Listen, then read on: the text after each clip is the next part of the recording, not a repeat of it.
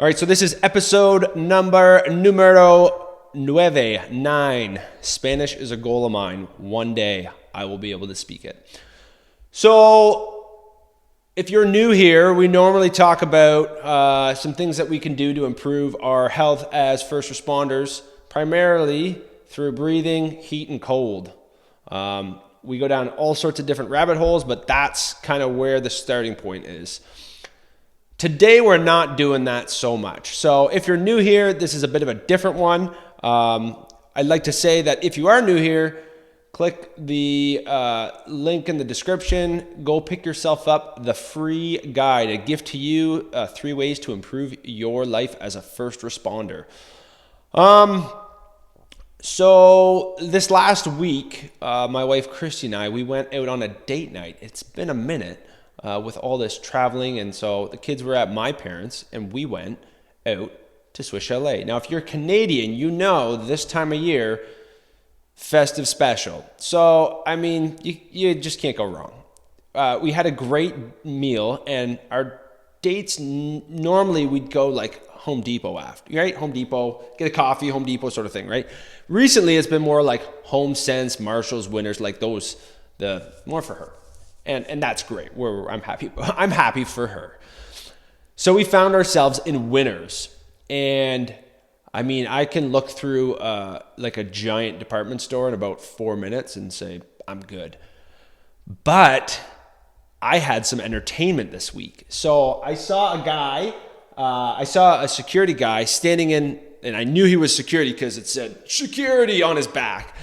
So I saw him like zoned in on a dude who looked a little suspicious. Well, let's say that.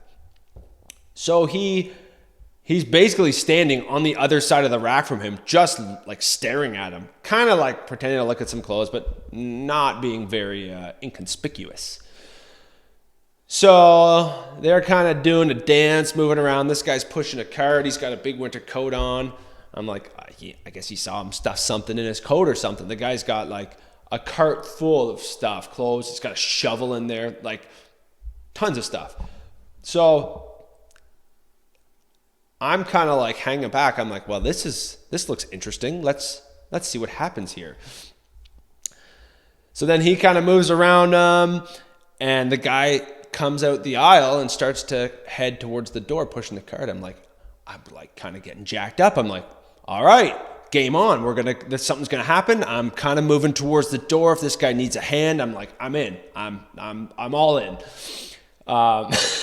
So anticlimactic. The guy takes the blue cart, like doesn't take a thing, pushes the blue cart out the front door.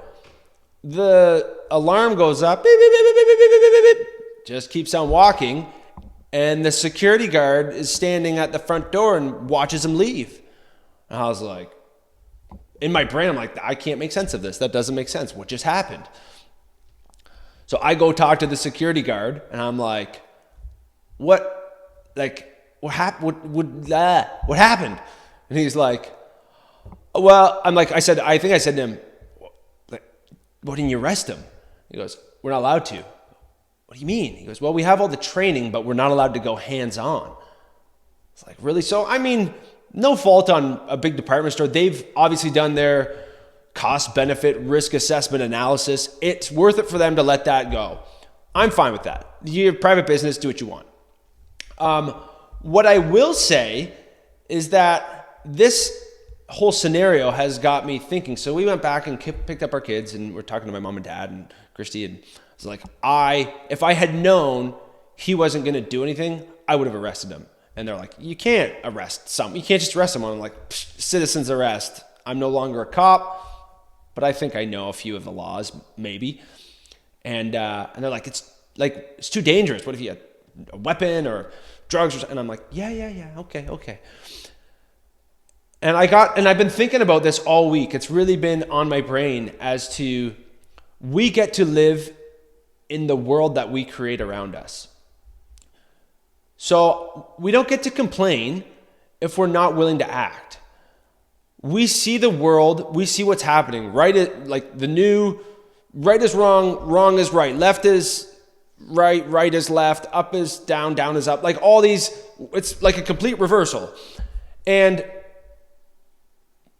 like, we don't get to say the world is going to hell in a handbasket and sit back and watch people steal things. Now, I'm not saying that it's the right or the wrong decision to like jump in on that. The risk to me, like if Winners isn't concerned about it, why should I be? And there is a reason why I should be. It's because when we want to live in a world, like what kind of world do we want to live in? Do we want to live in a world where people can just take what's not theirs? Because today they took Winners stuff. But what if tomorrow it's your car? What if tomorrow it's your house? What if tomorrow it's, right? What if you are put in that situation where you are forced to act? I think as myself, I like to think like I would stand up for what's right when the stakes are really high. Like when things are really going bad, for sure I'll stand up for what I know is right and true and good. But I actually don't think I would do that if I'm not willing to stand up for what's right in the smaller moments. I'm not saying go and chase the guy down, tackle him, and arrest him. I'm saying take action. So that could be something as simple as like yelling at the guy. Like what the security guard said to me was, what becomes frustrating is this guy is now emboldened to do it again, to steal more stuff. I don't know his situation. I mean, he's stealing a shovel, and it looks like, I'm just stereotyping, it looks like he probably doesn't have a driveway to shovel. So, I mean, he's stealing it to sell it or whatever, right? And I don't want to make judgment. I think as first responders, we tend to get pretty jaded against humanity. And that was one thing that I really struggled with, is being jaded against humanity, not looking for the good in people. And I think that there could be a real danger there to lose our humanity because we are always dealing with people having issues. So I don't want to go down necessarily that rabbit hole. If you want to read the blog, I did go down that rabbit hole a little bit. But what I do want to say is do something. Like yell at the guy. Like be uncomfortable. Like, hey, you got to pay for that? Stand in front of the cart. If he chooses to go by you, he goes by. But like do something. Cast a vote for yourself to say, I am going to be someone who takes action when I see something that's wrong, that's unjust, that's evil. I'm going to take some sort of action against it. Pay for the guy. Offer to pay for the stuff. You pay for it. Well, why should I? I don't know. But do something to cast a vote for yourself to say, when things aren't going well, when there's a problem that I see, I'm going to stand up for what I know is right. I think if we all did that, and I didn't do that. Mind you, I thought that I was ready to. I was going to let the security guy take the lead, but next time maybe I won't. I hope I won't next time. I hope I'll say something to make myself stand out in a crowd, which it can be uncomfortable to say, no, that's wrong. As a society, I don't want to live in a world where someone can walk into somewhere and take something that doesn't belong to them and walk out. I don't like that world. I don't know about you, but let me look at my notes here. I'm a bit fired up here. That's about it. I said this was for cops. And I think one thing that really affects me being a former cop is like working really hard on doing your job and doing a good job and having the government, the courts, society as a whole not give a rip. And I'm fired up, and I'm probably anyway, let me go. Let me go off on this tangent and I'll be done soon.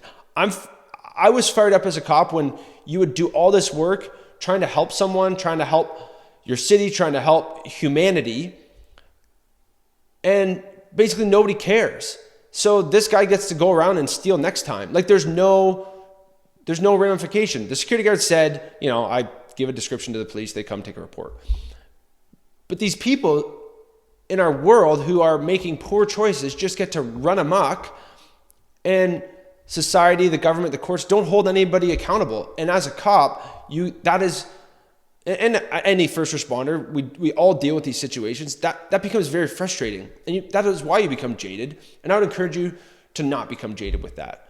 To say, I'm going to do my part so that when the big things happen, I've stood up to injustice. I've stood for what's right long enough that I can stand for what's right and not be, I guess it hardens you in a good way to say, like, the outcome doesn't necessarily matter. What matters is that I take the right action in that moment. That's my rant for today. I don't know. I went all over the place. If you're still with me, thank you. If you want a free gift, go to Breathe 911, go to the link.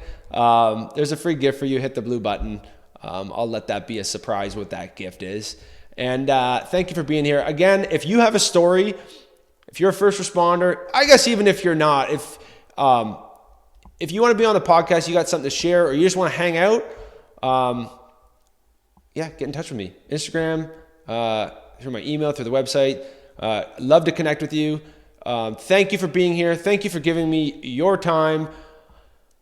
And we'll see you next time. Love you guys.